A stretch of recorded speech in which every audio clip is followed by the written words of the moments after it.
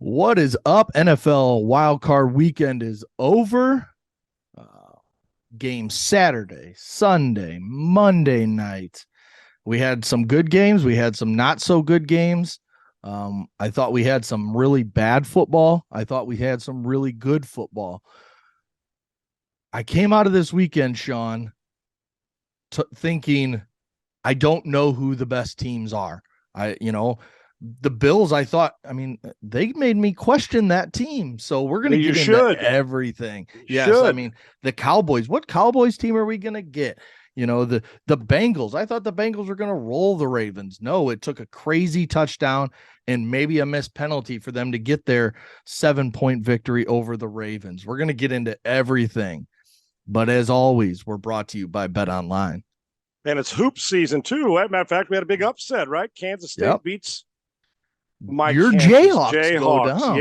Yes, they do, which no shock during the regular season. They like to do this on a regular basis That's all until right. My tournament. my Final Four pick, Indiana, sucks. So What happened to them, dude? Well, once football winds down, we'll get back into that. It's like, what? Yeah, the Big Ten just eat themselves. There's Yeah. just so many decent teams that nobody's no doubt. really In the Big good 12, except for in the Purdue. Big 12, and the Big 12 got some They got some flex, don't they? Yeah, they do. Pretty damn Yes, good. Yeah, we'll do. get to that. Well, basketball is back, and Bet Online remains your number one source for all your sports betting needs this season. You'll always find the latest odds, team matchup information, player news, and game trends at Bet Online. And as your continued source for all sports wagering information, Bet Online features live betting, free contests, and giveaways all season long.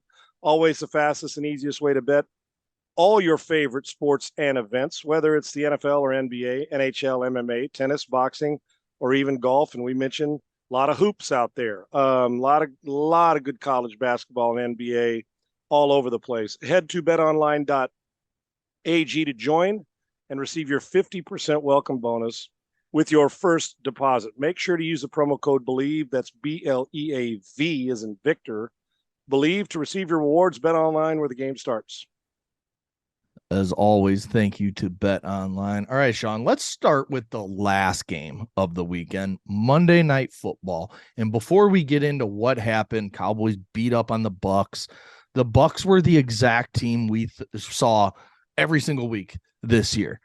They were a team that just didn't have it. For whatever reason, they just didn't have it. But my question first to you is, we have 2 games Saturday, 3 games Sunday, 1 game Monday night. Now it turns out that the Cowboys have to travel to San Francisco, who played on Saturday, the early game. So now the San Francisco 49ers basically get 2.5 days more rest. Now they didn't know who they were going to play, but those 2+ days of rest is massive when it comes to this time of the year for NFL players. Do you like the fact that we had a Monday Night Football game, or should it be 3 on Saturday, 3 on Sunday? I thought we wanted an even playing field. Screw TV.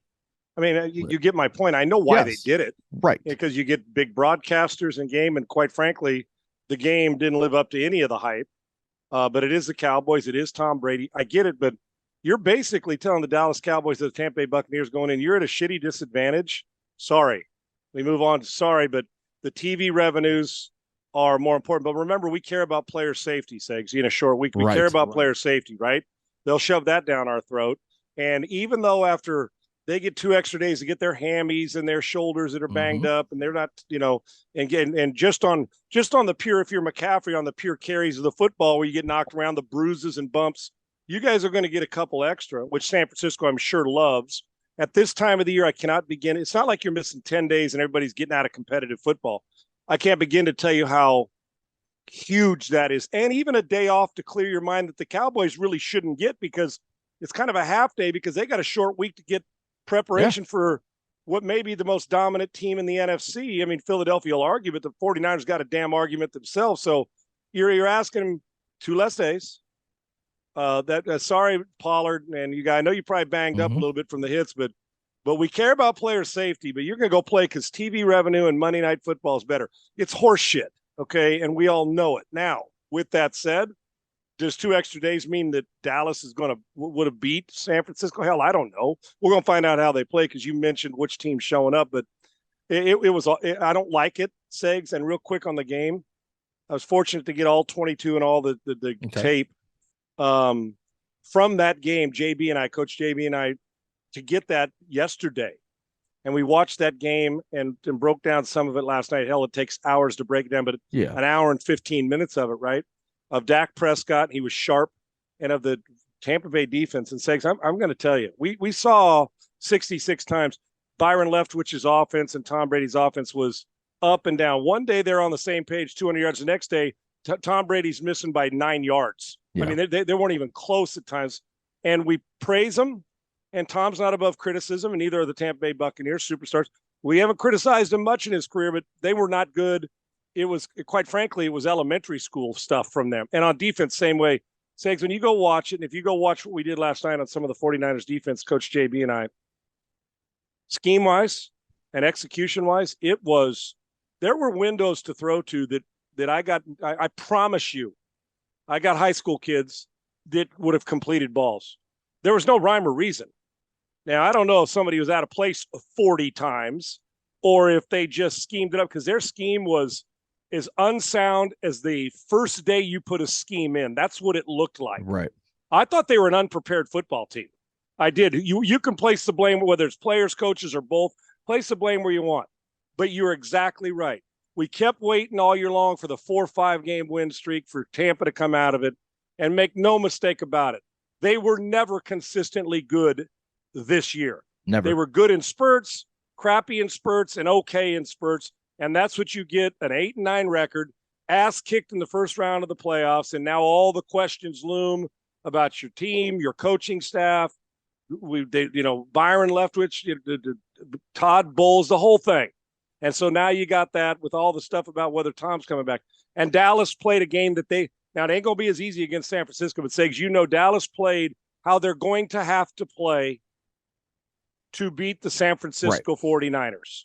Because if they play short of that, if they play like Buffalo or Cincinnati or Minnesota did this week, and Kansas, the 49ers play their good football like they've played 11 times in a row, the Dallas Cowboys will take the same ass whooping Tampa Bay took. And I think they know that, but unfair for them to have to play on Monday night and return. I don't know why anybody in the competition committee or schedule would agree to this crap. Monday night football for us, we would rather see more quality football is what we'd rather see moving on, and an even playing field. I don't understand it.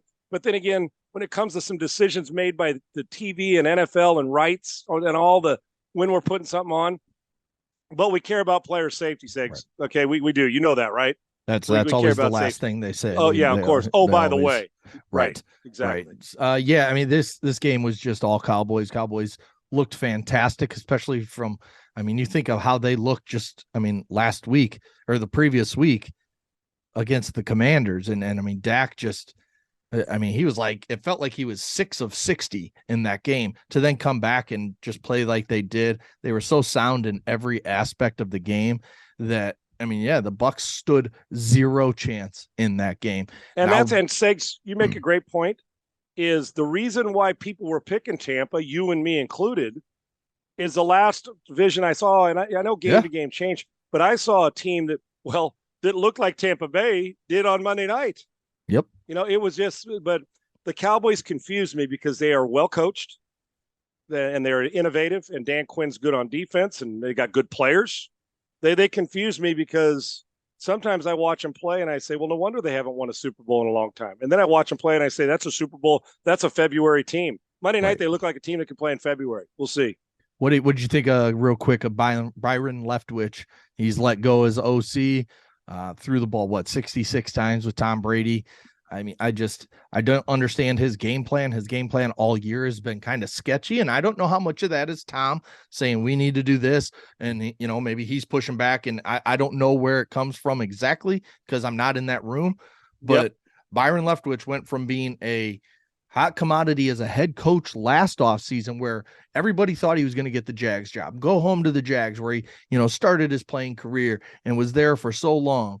And now he's out of his offensive coordinator job And now we don't know what the future is for Byron Leftwich. I'm not so sure that Todd Bowles can grab my attention as the head coach. And we always said when he gets players, we always said when Todd Bowles gets players, he's been a hell of a defensive coordinator. Make no mistake about it. But when Todd Bowles gets players, we always said when he was with the Jets, when he gets players, Bowles will do it. Bruce Arians leaves the sidelines, they got worse. Byron Leftwich got worse. Todd Bowles got worse, period. The team got worse. Yes. So you make out of that, whether X's and O's, teaching, accountability, or, here's the difference. Bruce doesn't take any shit from anybody. Exactly. And maybe it was too, I don't know. Was it too freewheeling? Like you said, we're not in the room. I don't know what goes on in those conversations. I'm not going to speak for somebody else. I'll tell you this, and this has nothing, it's never personal for me and the Texans, the Raiders, Derek Carr. It's what we see with our eyes. And I like to think we watch a little football, and that I do. I saw an offensive coordinator. If I didn't know Byron and know his approach, I saw an offensive coordinator that almost looked like he was auditioning to be a head coach, trying to throw it all over the place. Because, Segs, why would Brady, didn't he lead the league in attempts or close to it? I think he did, constant, right? And listen, I know it's Brady, but it puts the offensive line in a bind, and they weren't good in the first place. No. They banged up in retirement. And then you don't run it. And I know you don't, Leonard Fournette, you don't have the guys you want, but you still got to fake it once in a while. And when they did, Segs, they won. Right. They actually gave trouble. I thought Byron Leftwich took a step back in his approach to football. And I thought Tom and him were on the same page. They looked like 8 different people doing 8 different things this year. And defensively, like I said, Todd Bowles' scheme, which is maybe the head coach and being involved in the defense. I watched a team that, in truth, there's 10 teams better in the NFC. Right. Detroit's better than they are. Yeah. We go through. They were fortunate they were in a horseshit division this year. Exactly. They really were. So, and exactly. like I said, they're not above criticism. Byron Leftwich, and then you hear the talk that they were trying to move him at the bye week, get rid of him, fire him at the bye week, right? So, you know what? They got some retooling to do, but for all the great weapons they're supposed to have, they look like guys they looked disinterested this year. Yes. And ill-prepared. They really, really did. Looking at it, we said we didn't know how this game would go. Giants get the win 31-24 over the Vikings. The Vikings looked okay, but defensively, it's what we've seen from the Vikings all year. They're not a good defensive football team. And that's what kind of held them back. They weren't able to slow down Daniel Jones. Daniel Jones played a hell of a football game. Saquon Barkley did what he needed to do on the ground. And then the defense of the Giants was able to hold down Justin Jefferson to 7 catches for 47 yards. And yeah, TJ Hawkinson had another very good game, but that's it really for the Vikings. And you expect in the playoffs, your best players to step up and have monster games. And Justin Jefferson just wasn't able to get going. I loved Wink Martindale's approach to that football team, man. I thought he had to keep. You go in and you say, that dude ain't beating me. You can find somebody else.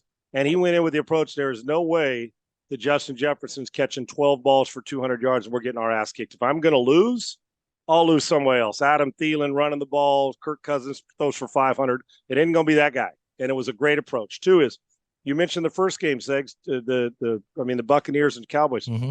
Didn't this game play out how both these teams are, other than one exception?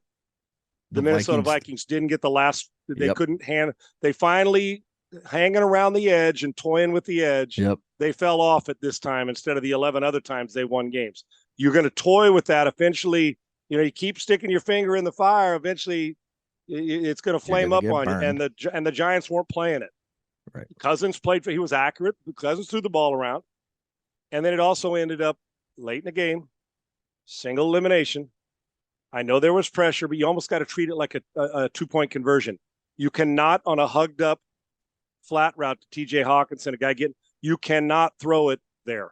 You just can't. I understand. Listen, Cousins gets dogged out. They listen, the reason why they had many of their losses this year, their defense is pitiful. Yes. Yeah. They just are. And they didn't keep Daniel Jones one-dimensional. He ran and threw. Saquon Barkley got his. They did enough and gave up some big plays.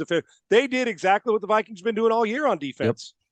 Yep. The offense did what they did, except they fell short on the final drive. They did not get a chance to go in there and tie, because I was thinking to myself, they're going to go make this 31-31, and in overtime, they're going to win this thing on a field goal. I was thinking that. Well, the change of the way the Giants think about themselves and the way they're playing, and you can't throw the ball there, Segs. I don't have a lot of criticism of Cousins. It wasn't just him. Yeah, and I know there's pressure. And here's what I would have done, because we know we've seen decisions like this, and we said, well, does this shock you? This is how he's been in his career. And I don't want to do that, because it's almost not fair to him the way he played this year, right? I mean, they won 13 fucking games this year, and we're still saying this about him. So with Kirk Cousins, I'm sitting here thinking, you know what, Segs? If I was Kevin O'Connell, who I think's really good, I would have never left that up for a decision. Exactly. I would have pushed everybody beyond the 4 sticks. or 5 guys past the sticks. Right. I mean, different route combos. Well, I would have said, if we have like the 4 to 6 or 6 to 8 shallow cross route, I would have just told the guys, we got to hold up. We'll slide the line. We'll protect it. You got to push it 2 yards deeper. Mm-hmm. Get beyond. I would have pushed all 5 guys beyond the sticks. I would have taken the check down, flat, late go to out of it. Because in his mind, Hawkins, dude, who didn't want to throw to that dude? Right. He's been friggin' a freak show since he got to Minnesota. Right. You got to push him up. Now, Segs, if there's a 9-yard cushion, I get you saying, well, he'll make the first guy miss. Right. They were so hugged up. It was catch and tackle. It was bang, bang play like you do at first base with a bang, bang play. And you had no chance. So I would have been thinking, I was thinking this in the damn game. Kevin, whatever you do is on this drive, take the decision-making out of, can I check it down or to push this stuff down? Let him, because you know what? Every time they've done it, they've come up gold this year. Yes. And they came up short, and you knew it was bound to happen at some point. And the Giants aren't fake. And I'm going to tell you, I don't know if they're going to beat Philadelphia because the talent's better on Philadelphia. But the way Mike Kafka's got it going, if you're Philadelphia fans and you're laughing at the Giants, I would be careful. Yes, I really would. And I mean, real quick, the other thing, and we'll try and do this on Thursday, come up with our MVP, Coach of the Year, all that stuff. But to me, hands down, Coach of the Year, Brian Daboll. I know what Kyle Shanahan has done in San Francisco is fantastic, but you take a team that many had picking in the top 3 of the draft this year, and you've got them in the divisional round of the playoffs with a legit shot against the number 1 seed Eagles.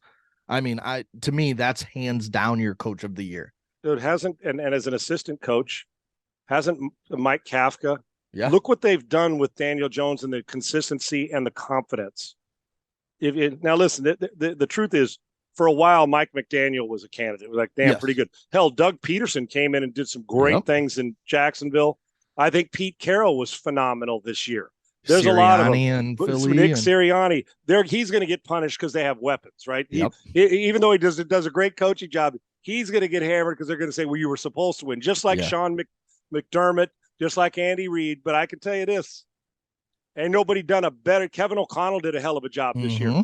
Nobody's done a better job coaching football and changing culture in a building than Brian Daboll. Yep. Period. Hands down. And listen, you know another one? He ain't going to get credit for it.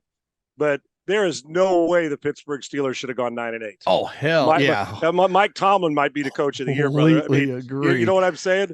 That dude right there, you want a team changed around. You want a guy who knows how to win and demands respect. And I'm hiring him any day of the week and twice on Sunday.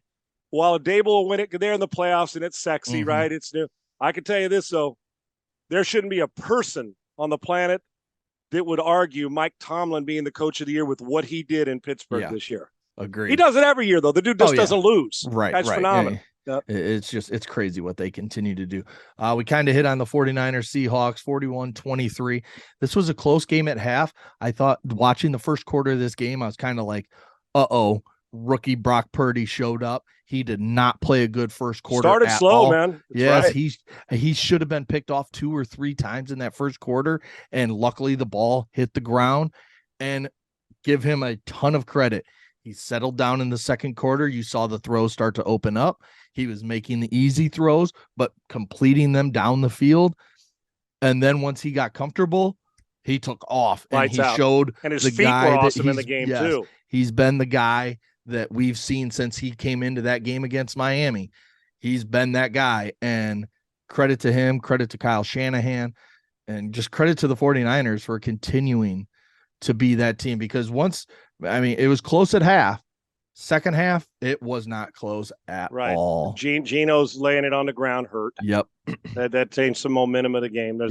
But that's another guy who his accuracy completed 70%. He had a hell of a year, man. Yep. I was proud of him and the way they played. But when you're playing the 49ers and you're playing a good team like that on the road, you just can't. There's a few things you can't do. And you're right. And the greatest thing, listen, once again, we learned a lot about Purdy in the past. I learned a ton about him on this past weekend, Segs. You start off and you're like, okay, this is the game where the questions start to creep in. Like 9 of 18 to start or whatever it was. And then the throw he made to Brandon Ayuk on the scramble. That is, if you were questioning, can he throw to tight windows? Don't. Yeah. Okay. That's about as tight as it gets. How he got that ball in there. But he buying time. And I don't think they thought his feet were this good, Segs. I swear to you when they drafted him. But he's really a good play extender. And my favorite thing is when I watch him play, if I didn't know who he was, I'd say, damn, the dude's got this moxie and poise about him. It just kind of, it doesn't matter. I can't tell if he's winning or losing. And I love it.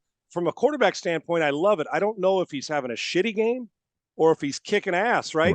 The facial expressions, he celebrates. And then listening to the way McCaffrey and Kittle, and they talk about it. I'm going to tell you this. I know who the starting quarterback is going forward, not just in the playoffs in 2023.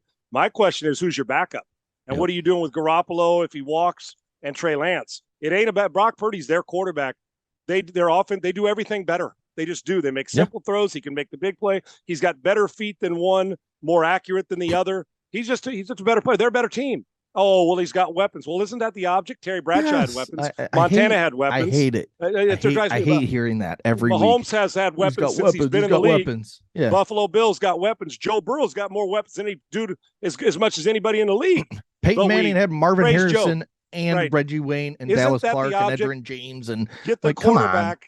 Yeah, get the quarterback and then put a whole bunch of good players around him. Well, here's what the steal is for the 49ers. You got all the players first, and you discovered the last pick of the draft, who's a friggin' baller. And that's after taking Trey Lance off third and giving up, trading up to get him. Right. Yes. And the crazy thing is, it's just, and what I've tried to explain to some people, including some of my buddies I was watching the games with, remember back, so he was drafted this year. So 2021 season in college football. Remember, a lot of people talked about him as a first-round pick. A lot of people, like he was going into his last year. Yes, damn right. He was projected to be a first-round pick, and his season did not go well.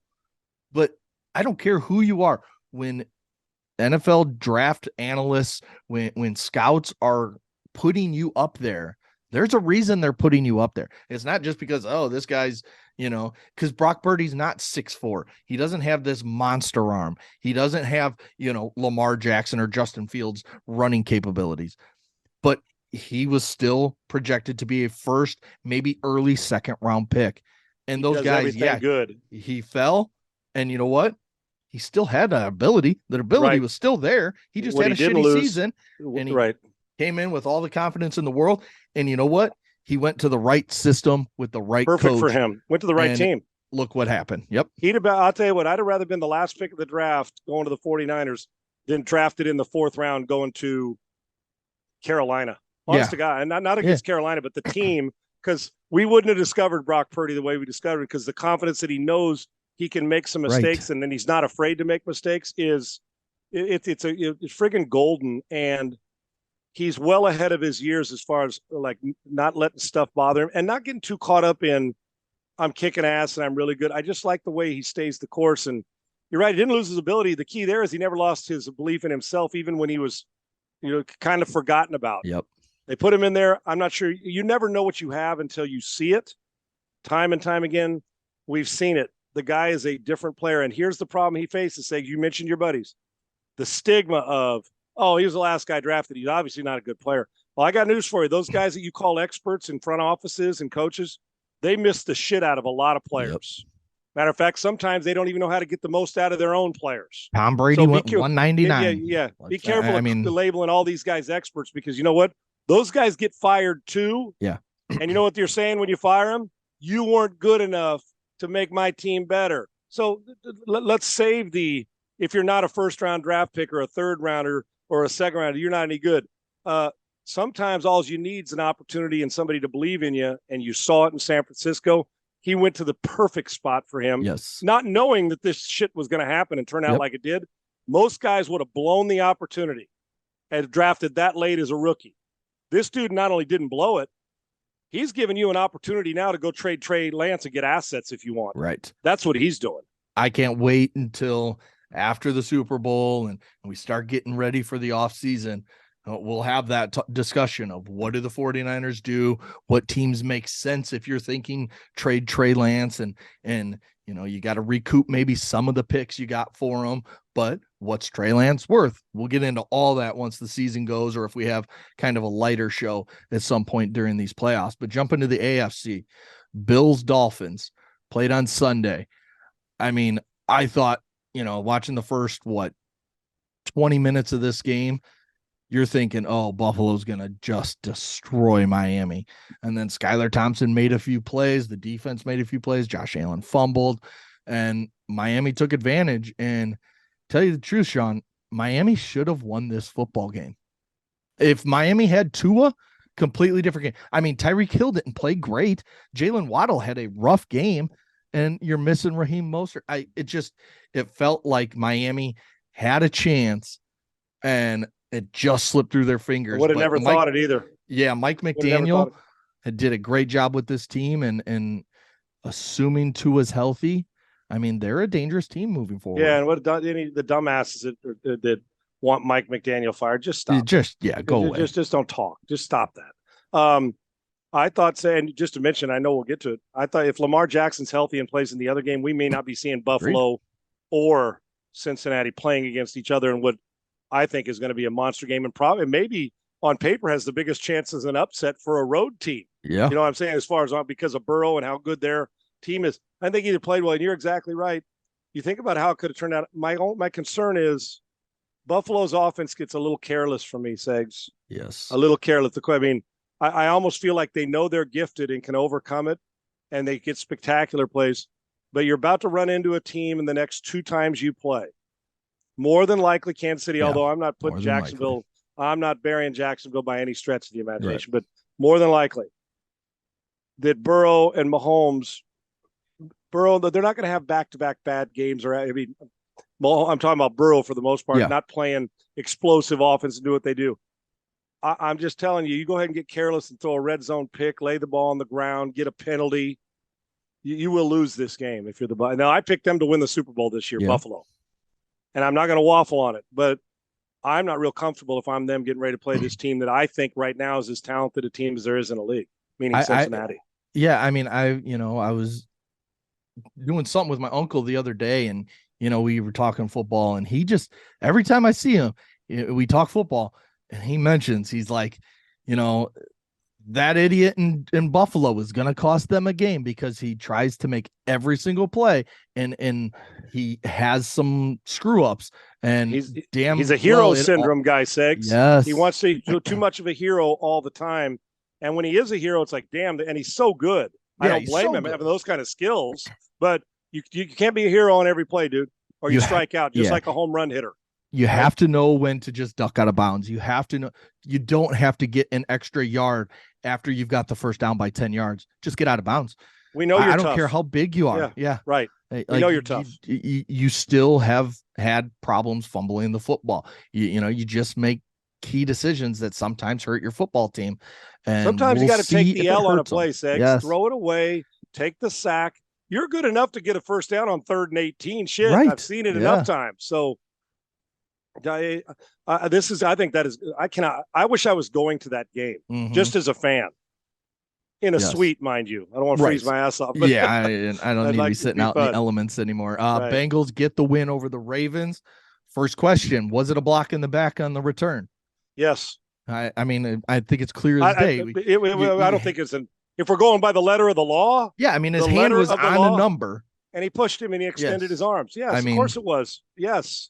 I mean, if we're going to go by the letter of the law. Yes, which, well, the game and he got him. No, now if he'd have got him the first block, if you see the guy got shoulder got in front, it was a good block. The last one, when the guy wasn't going to catch him more than likely anyway. Right. Here's what I want. Don't do that. Yes. Be if you're smart. Cincinnati, yes, don't. You're going to go score. Do not. And if you don't, at least you get tackled there for field position. Don't move the damn thing back. Don't have a clue. If I can see your jersey, name and number on the back, the full name and number, don't block his ass. But you're damn right. It was like, I got to get in. It was dumb. Absolutely dumb. They're fortunate. Letter of the law was a penalty. And who fumbles it on the goal? I mean, how does a fumble on the goal line end up on the outside in guy, lands in I his know. belly? And it just bounces. I mean, right. unreal. Like, it just, unreal. Yeah. I mean, just talk about. And I think if Lamar plays, healthy Lamar, the Cincinnati Bengals would have been in major trouble, like I said earlier. Major trouble in that game. John and Jim are going to get together and just, maybe just punch each other in the face for fumbling on the goal line in their biggest games of the year this year. I mean, they're going to have the dinner table is going to be interesting to talk about, isn't it? Yeah. I mean, just a brutal mistake there for the Ravens. And then finally we got the Jags.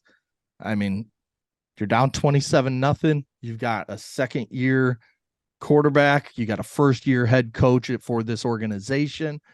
And you got a young football team in the Jacksonville Jaguars down 27. I mean, the fact that they came back and won that game against a Chargers team who, damn it, we've talked about it for weeks.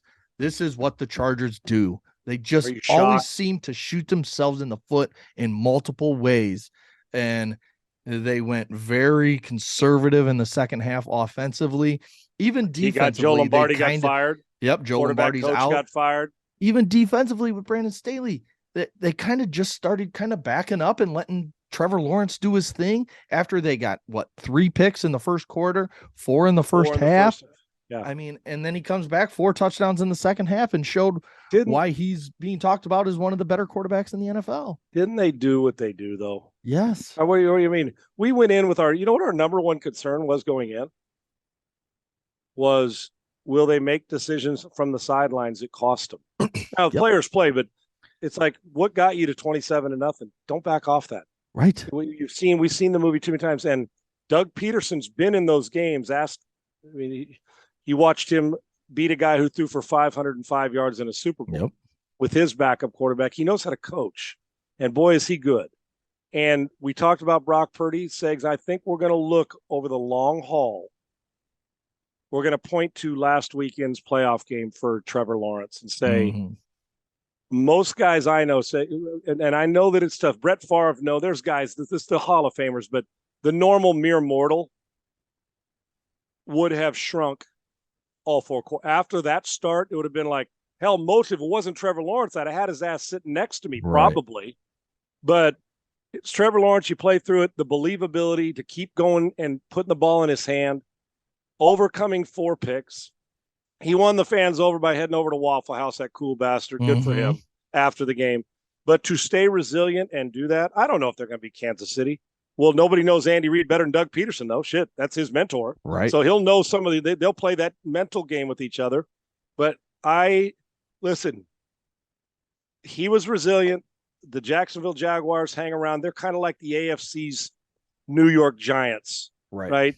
They just kind of are, although going into the season, they said, well, the more gifted quarterback, but Daniel Jones has played like a guy, like a first-round pick. So, right here, listen, I am actually not shocked that this happened.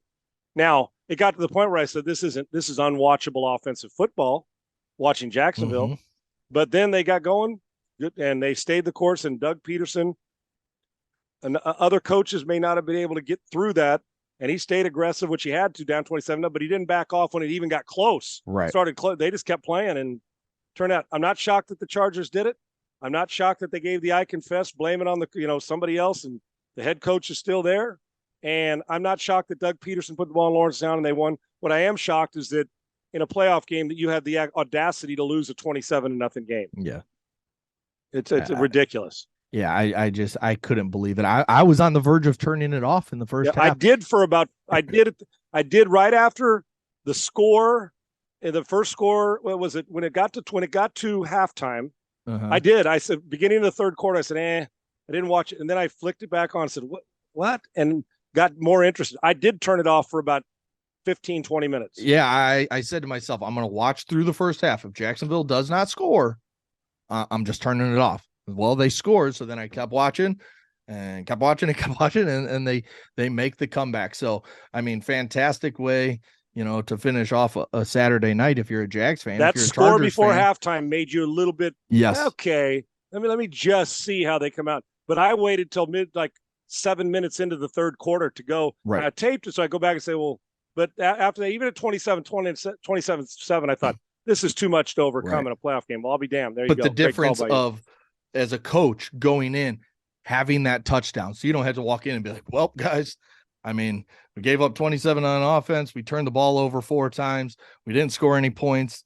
But no, you get that touchdown right before half, and you're like, okay, guys, here's a little bit of momentum. Let's go. And I'll bet he didn't even overcoach him. I'll bet he didn't even overcoach him. I bet he said, go take care of your business. Yep. We're a better team than this. And you guys tell me how you want to be remembered. Yep. And they turned it on. They answered the bell. Right. All right. When we come back later this week, we will break down the matchups we have for divisional weekend. And we might have some coachings finally hired in the NFL. All the spots are still open. We'll see what happens when we come back either Thursday or Friday. As always, thank you to Bet Online, and thank you to Believe, and thank you to you, Sean. We'll talk to you later this week. You too, man.